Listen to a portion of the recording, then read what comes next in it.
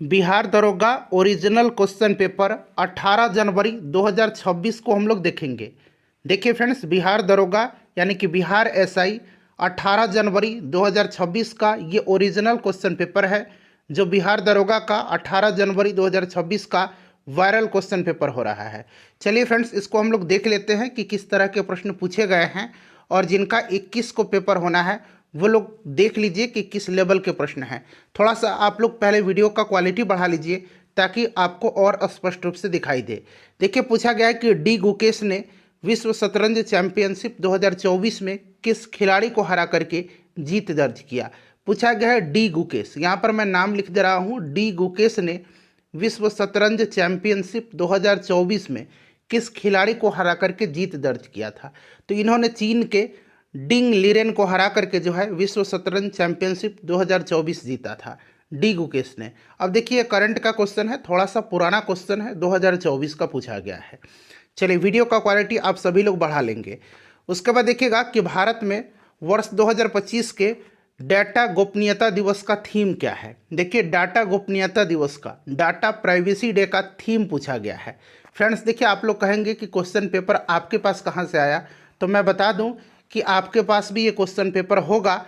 ये व्हाट्सएप यानी कि सोशल मीडिया पे ये सर्कुलेट हो रहा है। तो थोड़ा सा आपकी मदद के लिए मैंने इसका आंसर बना दिया है, ताकि आप लोग देख लीजिए कि किस प्रकार से प्रश्न पूछे जा रहे हैं। जैसे आपको मिला है पेपर, सेम वैसे ही मुझे भी मिला है। और यूट्यूब पर तो आप देख ही रहे हैं, ये यूट्यूब पर भी आपको मिल गया होगा पेपर। तो देखिए, इसका थीम था, अच्छा, डाटा गोपनीयता दिवस मनाया कब जाता है। तो फ्रेंड्स, ये 28 जनवरी को 28 जनवरी को मनाया जाता है। और पहली बार ये कब मनाया गया था, तो 2007 में मनाया गया था। और इसका थीम है एआई के युग में गोपनीयता, यानी कि privacy in the age of AI. ठीक है, चलिए उसके बाद देखिए, पूछा गया अगला प्रश्न। मैं सारा प्रश्न आपको कवर करवा दूंगा, जितना भी क्वेश्चन में मतलब इसमें क्वेश्चन है। देखिएगा कि 1 फरवरी 2025 को बहुत कम दूरी की वायु रक्षा प्रणाली, इसका नाम यहाँ पर देख सकते हैं VSHORADS के उड़ान परीक्षण कहाँ किए गए। तो फ्रेंड्स देखिए, इसका उड़ान परीक्षण जो है ये ओडिशा के चांदीपुर में किया गया। कहाँ पर, तो ध्यान रखिएगा, ओडिशा के चांदीपुर में। तो यहाँ पर देखिए चांदीपुर दिया गया है। उसके बाद चलिए अगला प्रश्न है कि दिसंबर 2024 में, यहाँ पर देखिए मेंशन किया गया है, दिसंबर 2024 में किसे फ्रांस के प्रधानमंत्री के रूप में नियुक्त किया गया। तो फ्रेंड्स देखिए, दिसंबर 2024 में जो है फ्रैंकोइस बायरू को जो है 2024 में 2024 देखिए कितना पुराना पूछा गया है। तो ये फ्रैंकोइस बायरू को जो है नियुक्त किया गया था। ठीक है, चलिए उसके बाद देखिएगा नेक्स्ट क्वेश्चन है हमारा कि 2024 विश्व शतरंज चैंपियनशिप का फाइनल 25 नवंबर से 13 दिसंबर तक कहाँ आयोजित हुआ। तो फ्रेंड्स देखिए, इसका आयोजन जो है ये सिंगापुर में किया गया है। कहाँ पर किया गया है, तो याद रखना आपको, सिंगापुर में किया गया है। ठीक है, सिंगापुर में किया गया है। तो ये सब क्वेश्चन देखिए पूछा जा रहा है 2024 का, आप देख सकते हैं 3 क्वेश्चन आपको मिल गया। ठीक है, और फ्रांस के यहाँ पर प्रधानमंत्री का भी नाम पूछा गया, हालांकि अब नए प्रधानमंत्री हो गए हैं, लेकिन वहाँ पर मेंशन करके पूछा गया है। ठीक है, चलिए उसके बाद हम लोग अब अगला प्रश्न देख लेंगे। अभी जो है सेबेस्टियन लोकार्नो है फ्रांस के पीएम। नेक्स्ट है हमारा, देखिए यहाँ पर ये प्रश्न दिया गया है, कथन निष्कर्ष से ढेर सारे प्रश्न हैं। चलिए देखिएगा, पूछा गया है, करंट का क्वेश्चन है, नगर निकाय चुनाव के लिए मोबाइल एप्लीकेशन के माध्यम से ई वोटिंग शुरू करने वाला भारत का पहला राज्य कौन बना है। तो ये पहला राज्य बन गया है बिहार। ठीक है ना, मोबाइल एप्लीकेशन के माध्यम से ई वोटिंग शुरू करने वाला नगर निकाय चुनाव में पहला राज्य बना है। उसके बाद देखिए, ये पूछा गया है कि केंद्र सरकार द्वारा 52 यानी कि 52 समर्पित निगरानी उपग्रहों के प्रक्षेपण हेतु जो है निम्नलिखित में से किस कार्यक्रम को तीव्र गति दी जा रही है। तो इसका नाम क्या है फ्रेंड्स, तो ध्यान दीजिएगा, देखिए इसका नाम है SBS-3, SBS यानी कि स्पेस बेस्ड सर्विलेंस 3। तो यही है ऑप्शन ए में, यहाँ पर इंग्लिश में है, आप देख सकते हो, अंतरिक्ष आधारित निगरानी 3। ठीक है, चलिए देखिए उसके बाद पूछा गया है कि प्राचीन परंपराओं और आधुनिक स्वास्थ्य प्रथाओं को बढ़ावा देने के लिए, ध्यान से सुनिएगा तो भी आप इसको समझ जाइएगा। अगर आपको स्पष्ट नहीं दिख रहा है, थोड़ा सा धुंधला दिख रहा होगा, तो ध्यान से सुन लीजिए आप। देखिए, प्राचीन परंपराओं और आधुनिक स्वास्थ्य प्रथाओं को बढ़ावा देने के लिए आध्यात्मिक और कल्याण शिखर सम्मेलन 2025 का आयोजन कहाँ हुआ था। तो इसका आयोजन जो है उज्जैन मध्य प्रदेश में किया गया था। ठीक है, चलिए उसके बाद देख लीजिएगा अगला प्रश्न दे करके स्टेटमेंट दे करके पूछा गया। स्टेटमेंट से ढेर सारे प्रश्न पूछे गए हैं। पूछा गया है कि 71वें राष्ट्रीय वन सप्ताह 2025 के बारे में निम्नलिखित कथनों पर विचार करें। दो स्टेटमेंट यहाँ पर आप देख रहे होंगे, 1 और 2 दिया गया है और पूछा गया है कि ऊपर दिए गए कथनों में से कौन सा सही है। तो देखिए इसका विषय था मानव वन्य जीव सह अस्तित्व, ठीक है ना। इसका थीम क्या था, अंग्रेजी में देखिएगा, अंग्रेजी में यहाँ थीम है यहाँ पर ह्यूमन वाइल्ड लाइफ को एक्जिस्टेंस, यानी कि हिंदी में बात करते हैं तो मानव वन्यजीव सह अस्तित्व था। बिल्कुल ये सही है। और देखिए मुख्य कार्यक्रम उत्तराखंड के जिम कॉर्बेट राष्ट्रीय उद्यान में आयोजित किया गया था। तो देखिए इसका आयोजन जो है इंदिरा गांधी प्राणी उद्यान देहरादून में हुआ था, ठीक है ना। तो यहाँ पर जो है राइट आंसर क्या हो जाएगा, यहाँ पर आपका केवल जो है एक आंसर हो जाएगा सही। कौन सा सही है, तो केवल एक। चलिए उसके बाद अगला प्रश्न देखिए। चलिए उसके बाद देखिए पूछा गया है कि 1999 के कारगिल युद्ध में अपनी वीरता के लिए कैप्टन विक्रम बत्रा को मरणोपरांत कौन सा वीरता पुरस्कार जो है प्रदान किया गया था। तो कौन सा वीरता पुरस्कार इनको प्रदान किया गया था, तो ध्यान रखिएगा इनको परमवीर चक्र दिया गया है, ठीक है ना। 1999 के कारगिल युद्ध में वीरता के लिए कैप्टन विक्रम बत्रा जी को मरणोपरांत अशोक चक्र प्रदान किया गया है। उसके बाद देखिए कंप्यूटर से संबंधित क्वेश्चन है कि कंप्यूटर अनुप्रयोग में वर्कबुक, ठीक है ना। यहाँ पर देखिए वर्कबुक अंग्रेजी में भी है, हिंदी में भी है कि कंप्यूटर अनुप्रयोग में वर्कबुक मूलतः किससे संबंधित है, तो ये आपका माइक्रोसॉफ्ट एक्सेल से संबंधित है। तो यहाँ पर आप देख सकते हैं MS एक्सेल दिया गया है। चलिए उसके बाद देखिएगा यहाँ पर करेंसी दिया गया है। 2025 के मुद्रा विनिमय दर के आधार पर भारतीय रुपये के मूल्य से तुलना करते हुए निम्न मुद्राओं को अवरोही क्रम में यानी कि घटते क्रम में, तो देखिए सबसे वैल्यूएबल कौन सा इसमें से, तो सबसे वैल्यूएबल जो है देखिए पहले दिया क्या क्या है, US dollar, euro, British pound और ऑस्ट्रेलियन डॉलर। तो इसमें सबसे जो है मूल्यवान जो है कौन सा हो जाएगा, तो ब्रिटिश पाउंड है। तो देखिए ब्रिटिश पाउंड 3 पर दिया गया है। तो यहाँ पर देख सकते हैं 3A में भी है और C में भी है। उसके बाद बात करते हैं तो यूरो है। यूरो कहाँ पर दिया गया, तो 2 में। तो यानी कि ये वाला ऑप्शन हो जाएगा, मतलब आपका British pound, euro, US dollar और फिर ऑस्ट्रेलियन डॉलर, ठीक है ना। तो ऑप्शन यहाँ पर C हो जाएगा। उसके बाद देखिए बिहार में जल जीवन हरियाली अभियान कौन सा विभाग लागू कर रहा है, तो ये विभाग ग्रामीण विकास विभाग है। जल जीवन हरियाली अभियान को ग्रामीण विकास विभाग लागू कर रहा है। चलिए उसके बाद देखिए आर्टिकल दिया गया है अनुच्छेद और मिलान करना है। तो 352 राष्ट्रीय आपातकाल, 356 जो है ये आपका राज्यों में राष्ट्रपति शासन और 360 जो है वित्तीय आपातकाल है। और वित्तीय आपातकाल एक बार भी भारत में नहीं लगाया गया है, तो इस चीज़ को आप ध्यान रखिएगा, मैंने मिला दिया यहाँ पर, ठीक है ना। तो 1, 3 और 2 यहाँ पर राइट आंसर हो जाएगा, 1, 3 और 2 जो कि ऑप्शन नंबर बी में आपको दिख रहा होगा। चलिए फ्रेंड्स अगला प्रश्न देखिए कैसा प्रश्न पूछा गया है। बिहार दरोगा ओरिजिनल क्वेश्चन पेपर 18 जनवरी 2026 हम लोग कवर कर रहे हैं। देखिए यहाँ पर कि भारतीय नागरिकों की मतदान की आयु 21 वर्ष से घटा करके 18 वर्ष किस संविधान संशोधन अधिनियम द्वारा किया गया था, तो ये आपको भी पता है 61वां संविधान संशोधन अधिनियम है 1988, ठीक है ना। ऑप्शन ए हो जाएगा। उसके बाद देखिए पूछा गया है कि निम्नलिखित में से किसने दिसंबर 2024 में भारतीय रिजर्व बैंक के 26वें गवर्नर के रूप में कार्य ग्रहण किया है। तो 26वें गवर्नर जो है ये कौन है, संजय मल्होत्रा हैं, ठीक है। उसके बाद देखिए पूछा गया कि हाला मोदी कार्यक्रम, अंग्रेजी में देखिएगा HALA, हाला मोदी इवेंट जो है ये कहाँ पर ऑर्गेनाइज किया गया था, तो फ्रेंड्स ये कुवैत में ऑर्गेनाइज किया गया था, ठीक है ना।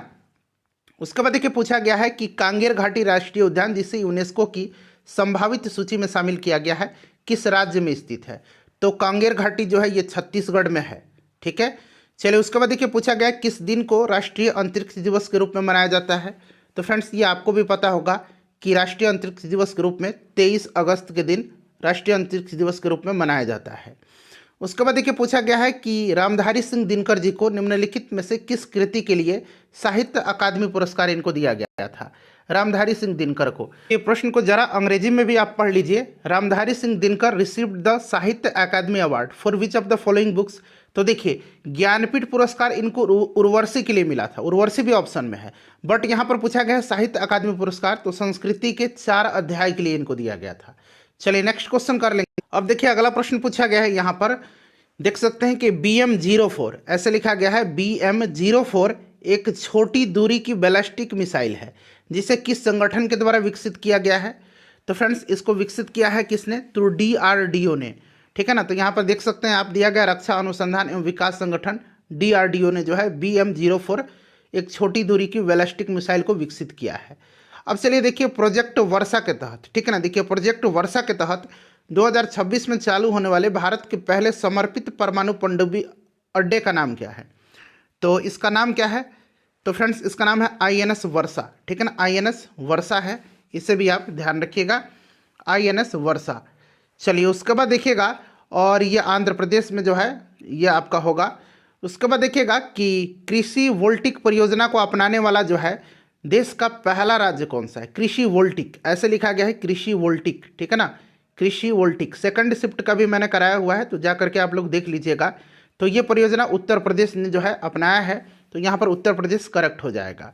उसके बाद देखिए पूछा गया है कि वेल्थ ऑफ नेशंस के लेखक कौन है? तो वेल्थ ऑफ नेशंस को लिखा है किसने? एडम स्मिथ की रचना है वेल्थ ऑफ नेशंस, ठीक है। चलिए उसके बाद देखिएगा फ्रेंड्स, ये वाला क्वेश्चन है कि निम्नलिखित में से किसे बीच में, एक मिनट, हाँ,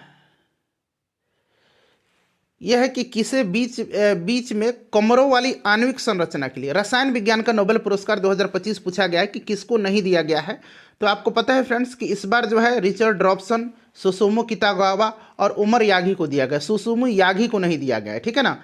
तो देखिए नोबेल से प्रश्न पूछा गया है। देखिए प्लान का हिंदी परिभाषा शब्द क्या होगा? प्लान का मतलब हिंदी मीनिंग क्या होगा?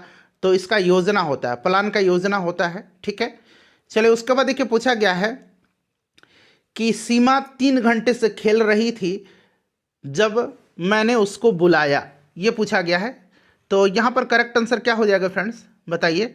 तो सीमा हैड बीन होगा। यहाँ पर देखिए कहाँ दिया गया है, यहाँ पर ऑप्शन बी में, Seema had been playing for 3 hours when I called her, ये वाला सही दिया गया है। उसके बाद देखिए यहाँ पर मुनाफाखोर का यहाँ पर पूछा गया है, अंग्रेजी मतलब क्या होता है मुनाफाखोर का? तो मुनाफाखोर का जो है प्रॉफिटियर होता है। तो यहाँ पर देखिए PROFITER दिया गया, ऑप्शन बी बिल्कुल करेक्ट हो जाएगा। चलिए उसके बाद देखिए पूछा गया है, फिर से अंग्रेजी का क्वेश्चन है कि I remember when I first saw you, तो इसका क्या हो जाएगा? तो इसका हो जाएगा मुझे याद है जब मैंने आपको पहली बार देखा, ठीक है ना। I remember when I first saw you, मुझे याद है कि जब मैंने आपको पहली बार देखा। चलिए उसके बाद देखिए पूछा गया है कि दिसंबर 2025 में भारत के मुख्य सूचना आयुक्त के रूप में किसे नियुक्त किया गया है? तो ये किया गया है राजकुमार गोयल को, ठीक है ना। तो यहाँ पर राजकुमार गोयल हो जाएंगे। चलिए उसके बाद अगला प्रश्न करेंगे हम। चलिए फ्रेंड्स अब देखिएगा, ये आपका साइंस का क्वेश्चन है, करे कि निम्नलिखित गतिविधियों को देखो और प्रत्येक गतिविधियों को चिन्हित करो कि कार्य किया गया है या नहीं। 3 स्टेटमेंट दिया गया है। एक गधा अपनी पीठ पर भार ढो रहा है, तो पूछ रहा है कि कार्य हो रहा है कि नहीं। और एक कह रहा है कि एक हरे पौधे में प्रकाश संश्लेषण हो रहा है, इसमें कार्य हो रहा है कि नहीं। और खाद्यान्न को सूर्य के प्रकाश में सुखाया जा रहा है, इसमें कार्य हो रहा है कि नहीं। और ऑप्शन उसी प्रकार से दिया गया है। ए में दिया रहा है कि पहला में कार्य नहीं किया गया, फिर देखिए दूसरा में किया गया है, तीसरा में नहीं किया गया, इस तरह से ऑप्शन दिया गया है। तो देखिए इसमें अगर हम बात करें तो किसी में भी कार्य नहीं हो रहा है, ठीक है ना, किसी में भी कार्य नहीं हो रहा है। बट ऑप्शन यहाँ पर सटीक नहीं दिया गया है, ये थोड़ा सा मिस्टेक हुआ है इस क्वेश्चन में, ठीक है ना। चलिए उसके बाद देखिएगा अगला प्रश्न पूछा गया है, ये भी साइंस का क्वेश्चन है कि अवतल दर्पण वास्तविक और कथन देकर के पूछा गया है। अवतल दर्पण वास्तविक और आभासी दोनों प्रकार का प्रतिबिंब बनाता है, बिल्कुल करेक्ट है। और अवतल दर्पण द्वारा बनने वाले प्रतिबिंब का प्रकार वस्तु की स्थिति पर निर्भर करता है, ये भी बिल्कुल करेक्ट है और इसकी सही व्याख्या भी कर रहा है। तो ए और आर दोनों सत्य हैं और आर ए की सही व्याख्या करता है। Option A right answer, option A correct हो जाएगा।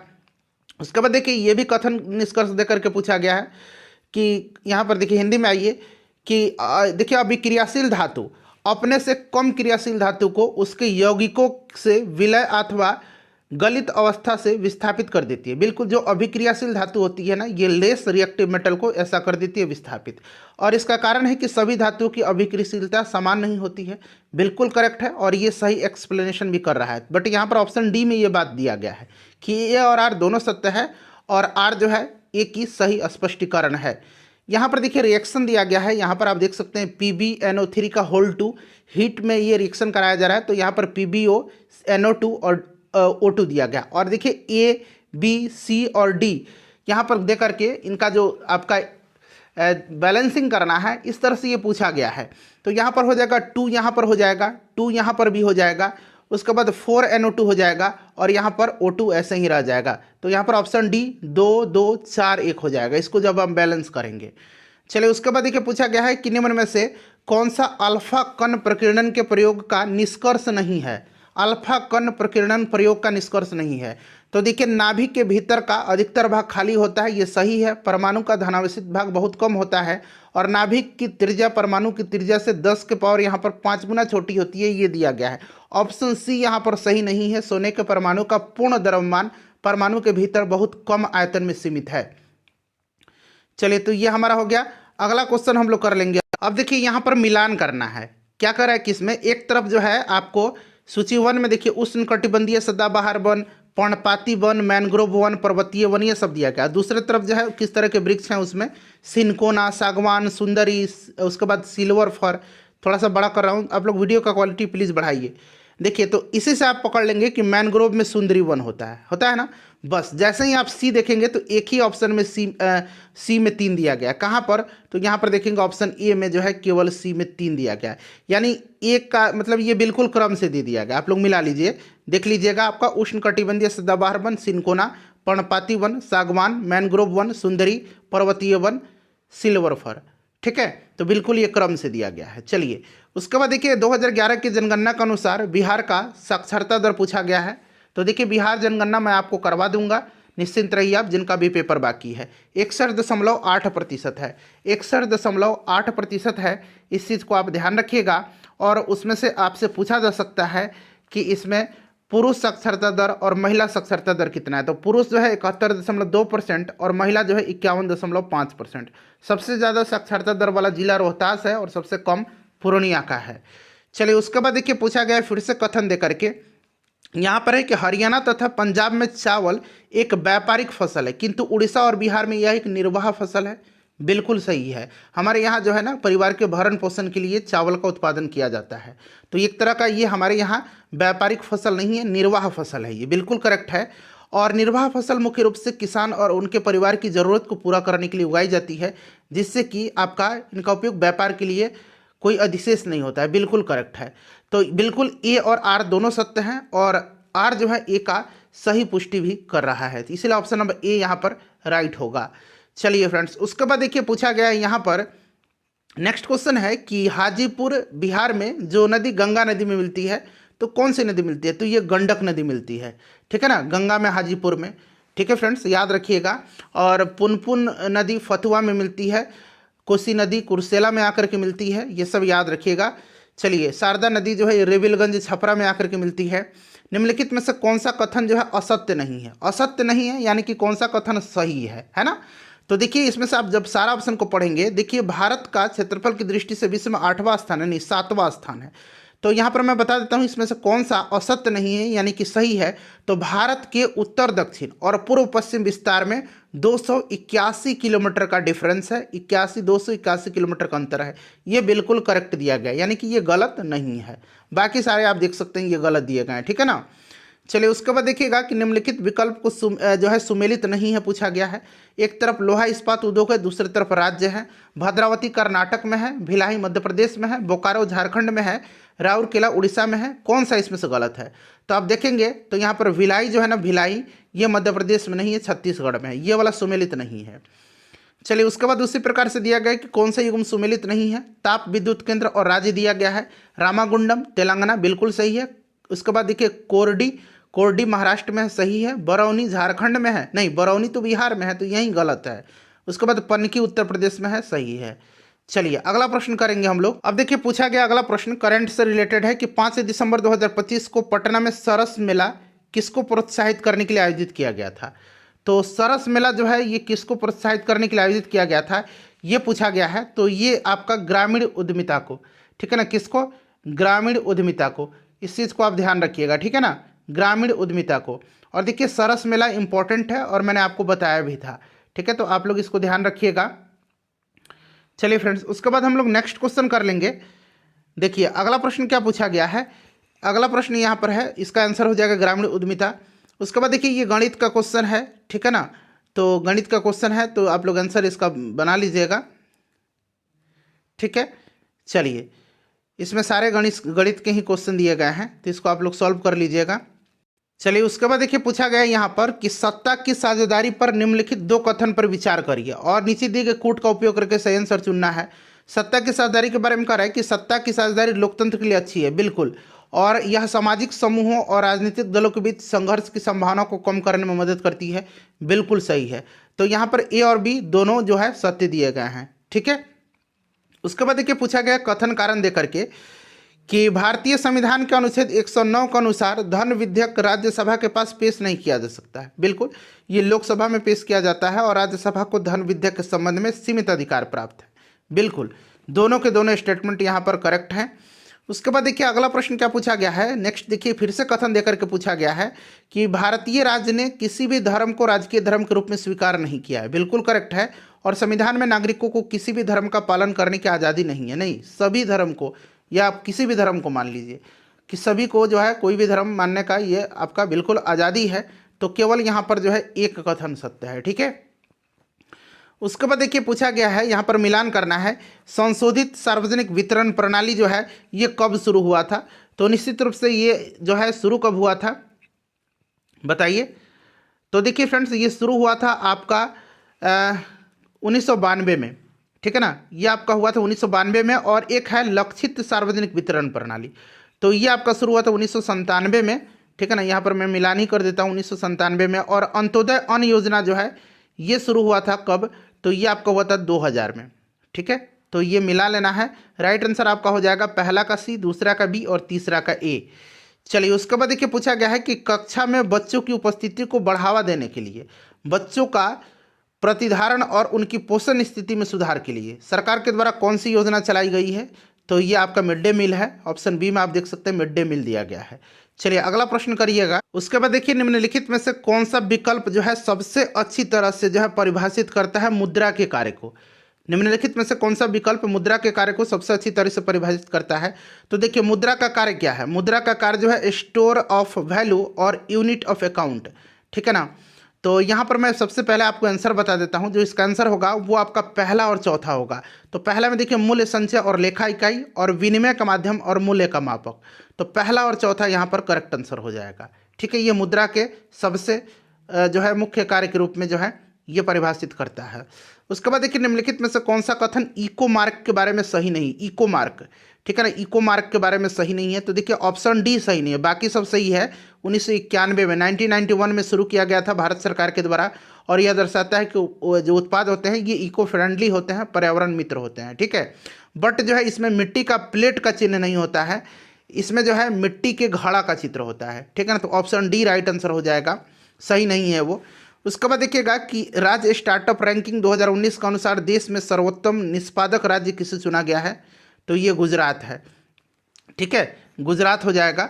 उसके बाद चलिए अगला प्रश्न पूछा गया है कि सरकार की खादानों की वसूली अनुरक्षण लागत बढ़ने में निम्न में से कौन सा कारण नहीं है। तो इसमें से कारण ऑप्शन डी हो जाएगा increased imports of food grains.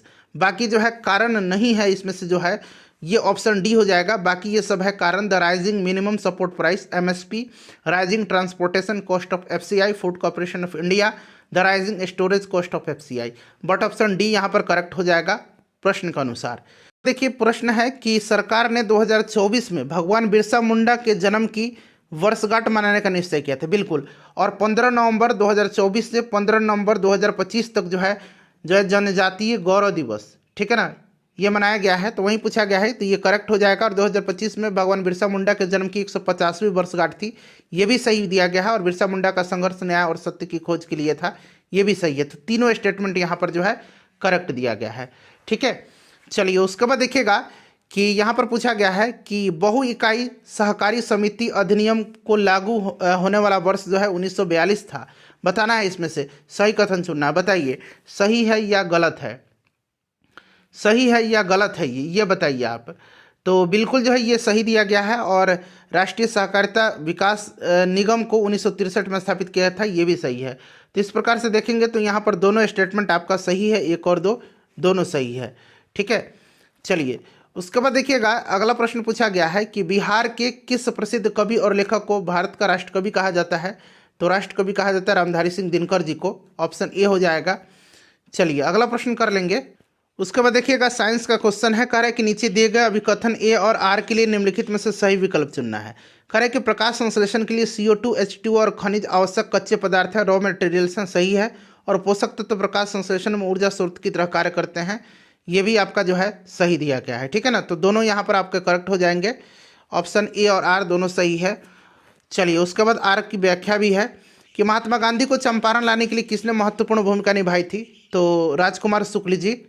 चलिए उसके बाद देखिए पूछा गया कि उत्तरमासा अंतरद्वीप यानी कि केप ऑफ गुड होप की खोज किसने किया था, तो बार्थोलोम्यू डियाज ने। ये वर्ल्ड हिस्ट्री का जो मैंने कल कराया था उसी में से क्वेश्चन है। अलवार और नैनार भक्त किस क्षेत्र से संबंधित हैं, तो ये आपके तमिल क्षेत्र से, तमिलनाडु हो जाएंगे। चलिए उसके बाद देखिएगा अगला प्रश्न यहाँ पर पूछा गया है कि भारत में तर्कशास्त्र के अग्रिम न्याय सूत्र की रचना किसने किया है, तो गौतम ने किया है न्याय सूत्र का। उसके बाद देखिए कल यहाँ पर विद्रोह दे करके पूछा गया है, संथाल विद्रोह। तो कई बार मैंने आपको बताया कि 1855 में 1855-56, ठीक है ना। तो जैसे ही आप देखिएगा पहला का 3 तो केवल एक में दिया गया है, पहला का 3, दूसरा का 1 भूमिज विद्रोह 1832, तीसरा का 2 खासी विद्रोह आपका 1829, और कोल विद्रोह दिया गया है तो 31-32 में हुआ था। तो इसीलिए एक आप याद रखेंगे ना तो ये पकड़ा जाएगा आपको। चलिए उसके बाद देखिए पूछा गया कि आधुनिक भारतीय भाषाओं में प्रयुक्त लगभग सभी लिपियों की मूल लिपि क्या है, तो ये ब्राह्मी है। चलिए उसके बाद देखिएगा कि तेलंगाना में कृषक विद्रोह कब हुआ था, तो ये शुरू हुआ था 1946 में। उसके बाद देखिए पूछा गया कि निम्नलिखित में से कौन सा किसान विद्रोह बिहार के पूर्णिया जिले तक फैला, तो ये सन्यासी विद्रोह है। ठीक है ना, सन्यासी विद्रोह।